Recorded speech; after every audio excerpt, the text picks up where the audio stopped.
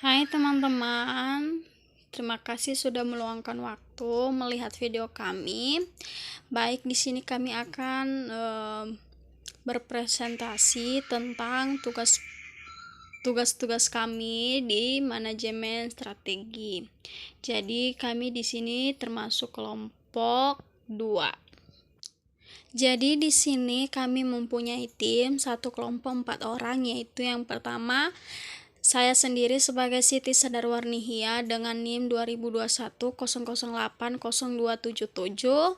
Yang kedua Miduk Dupris Siregar dengan NIM 2021 008 0315. Dan yang ketiga Ferdin Hardiansyah 2021 008 0128.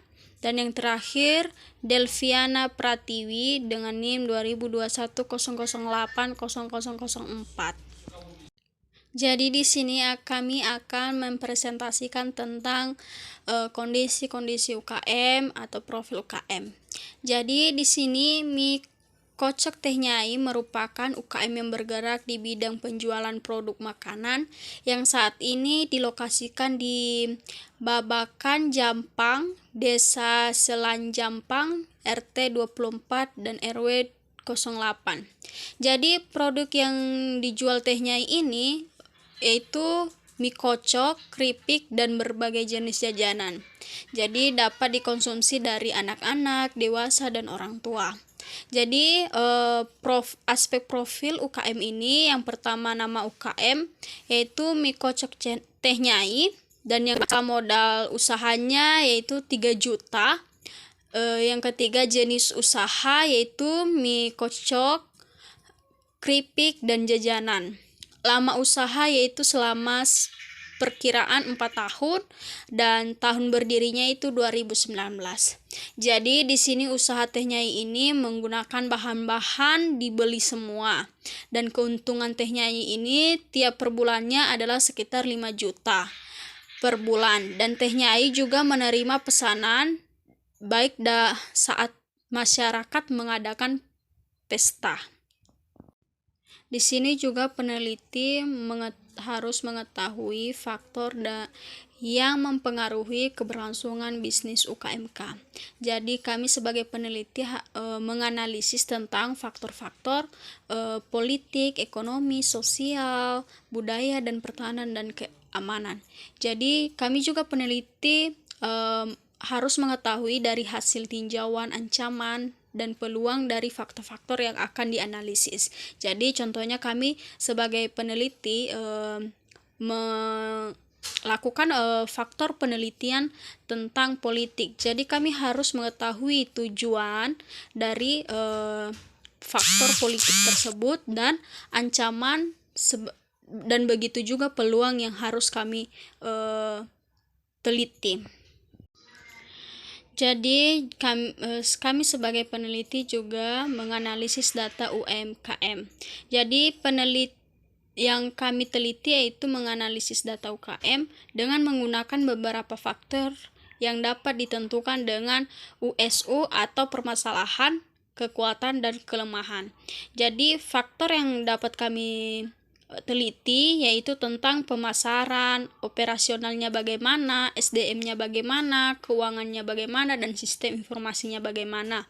Jadi setiap penelitian kami selalu meneliti tentang pemasarannya bagaimana dalam UKM tersebut, dan begitu juga dengan operasional, SDM-nya, keuangannya, dan sistem informasinya dalam suatu usaha. Nah, jadi di sini kami sebagai peneliti menganalisis kekuatan, kelemahan, peluang, dan ancaman di setiap UKM. Jadi di sini ada beberapa kekuatan, kelemahan dari peluang dan ancaman dalam UKMK, yaitu yang pertama kekuatan. Di sini ada beberapa peluang dan ancamannya. Cuman kami di sini peneliti cuman menyampaikan satu persatu saja. Jadi di sini peluangnya yaitu permintaan yang tinggi dapat memberikan peluang dari UKM untuk menjadi produk yang lebih mudah dan dapat keuntungan yang signifikan. Ancamannya yaitu dengan adanya persaing yang ketat, UKM harus mengetahui pesaing dalam hal kualitas, harga, dan pemasaran agar dapat tetap bersaing. Jadi di sini ada kelemahannya peluang meningkatkan kesadaran masyarakat akan makanan lokal dapat menarik perhatian konsumen yang lebih peduli terhadap makanan lokal dan berpotensi meningkatkan permintaan. Di sini ada ancamannya yaitu perubahan tren dan preferensi konsumen memantau berubah dan mampu menyesuaikan menu, rasa, atau presentasi konsumen yang berkembang.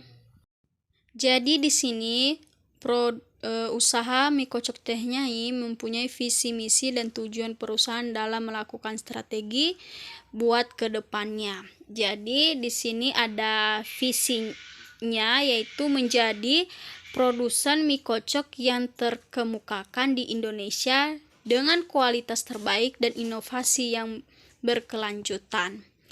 Jadi di sini ada misinya, ada beberapa. Yang pertama yaitu menyediakan mie kocok berkualitas tinggi dengan harga yang terjangkau bagi semua kalangan. Yang kedua, membangun citra merek yang kuat dan diakui secara nasional. Yang ketiga, meningkatkan inovasi produk untuk memenuhi kebutuhan pelanggan dan selalu berinovasi dalam menyajikan varian rasa.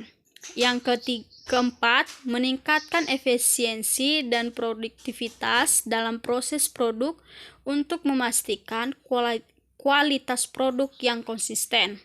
Dan yang terakhir, meningkatkan keterlibatan dan kepuasan karyawan agar dapat memberikan layanan terbaik kepada pelanggan.